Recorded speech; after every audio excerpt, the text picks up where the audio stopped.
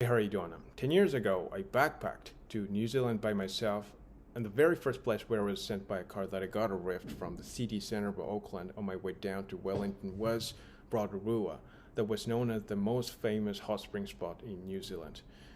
And while a driver of a car that I got a rift took me to Rotorua, he told me like Rotorua is the most famous hot spring spot in New Zealand.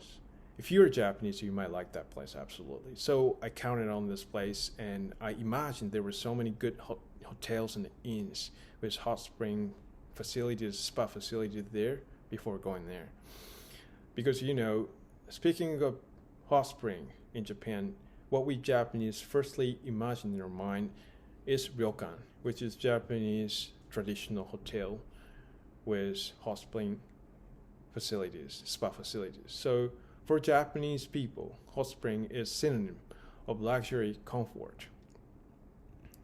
But when I arrived at Rotrorua, the very first impression that I had in my mind was a kind of public nature reserve with wild hot spring coming out of the hole here and there. So how Rotorua existed back then betrayed my expectation in a really good way. So that was totally different from what I imagined then. So that was really good for me to enjoy the nature in New Zealand, and I actually like that place. In New Zealand, hot spring exists to enjoy as a part of nature, I think. So it is obvious fact for New Zealanders, but for Japanese it is not. So in Japan, in the region where hot springs comes out, resort hotel companies with sufficient funds, large funds, compete on buying up the land where hot springs comes out to construct resort hotel buildings and resort facilities. So regardless of whether or not the place is the precious nature to be protected, they just try to bring excavators in these places to dig up to secure as much hot spring waters as possible from the ground. So I think the way of thinking towards hot spring is completely different between New Zealanders and Japanese people, I think.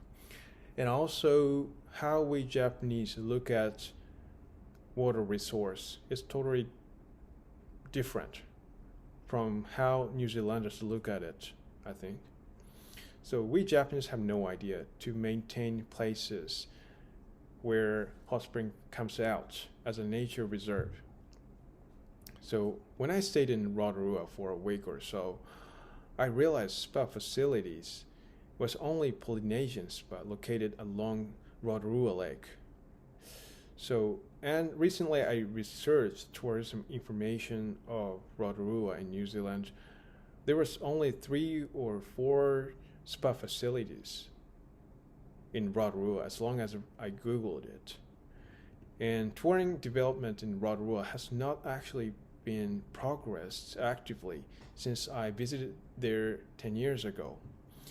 So I don't know the details, but possibly the New Zealand government looks the nature reserve as the sightseeing resource for tourists and the New Zealand government just organizes legislation for maintenance of nature reserve with wild hot spring. I don't know about that, but this is my guessing. But sometimes I think it is really interesting to see small Japanese ryokan and Japanese traditional inn, Japanese traditional hotel with spa facilities in Rotorua if there's a demand there. But maybe so many people have the feeling of resistance towards against the nudist public bathing. This is Japanese style bathing. Although man's and woman's bathhouse are separated. But sometimes I think it's difficult to bring Japanese spa culture in other countries. But I think this is going to be a really great attempt if the law related to tourism in New Zealand is allowed.